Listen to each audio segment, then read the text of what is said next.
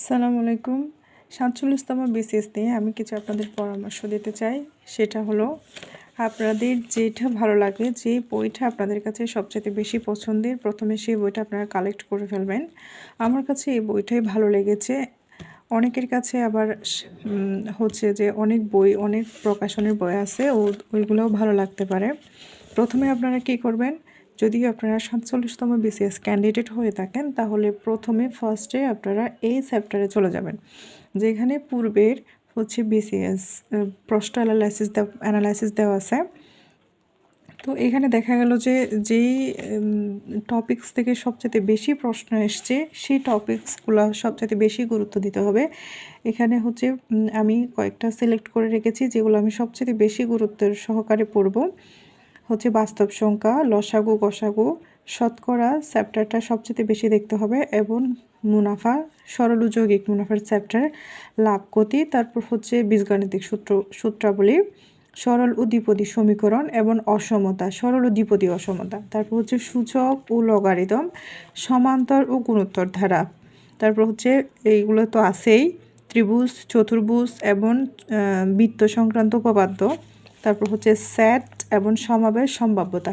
এই চ্যাপ্টারগুলো হচ্ছে সবচেয়ে বেশি গুরুত্বের সাথে পড়তে হবে, এবং এখান থেকে অবশ্যই আপনারা একটা থেকে একটা করে অবশ্যই প্রশ্ন পাবেন।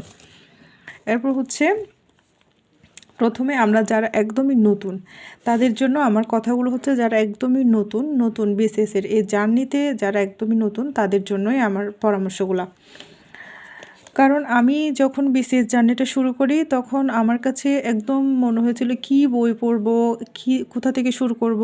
এটা একদম বলতে গেলে একজন মানুষকে মাঝপথে একদম সমুদ্রের মাঝখানে যদি ফেলে দিই, আমি কোন দিকে যাব, একদম হারা হচ্ছে, একদম কি বলে, আমি একদম কুলহারা একজন মানুষ তখন বিসিএস জার্নিটা যখন শুরু করে, এরকম একটা অবস্থা।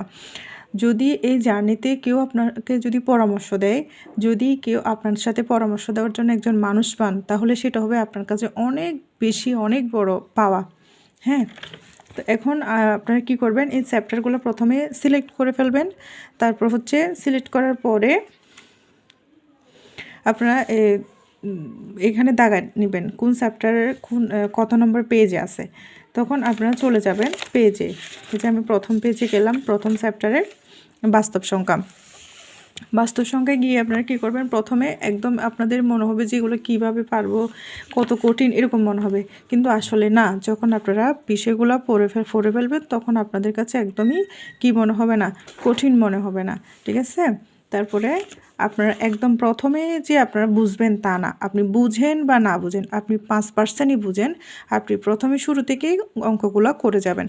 আপনি বুঝেন বা না বুঝেন, কিন্তু আপনি কি করবেন, যখন অঙ্কটা করে ফেলবেন, আপনি তখন দাগায় নেবেন, একটা দাগ চিহ্ন দিয়ে দিবেন, এভাবে যে আমি দিলাম, এভাবে একটা হচ্ছে যে দিবেন। মানে এটা হচ্ছে আপনার মনের শান্তি, যে আমি অঙ্কটা করেছি, আমার হচ্ছে এটা আমি বুঝতে পারছি, বুঝছি, এটা আমার হয়ে গেছে, এরকম।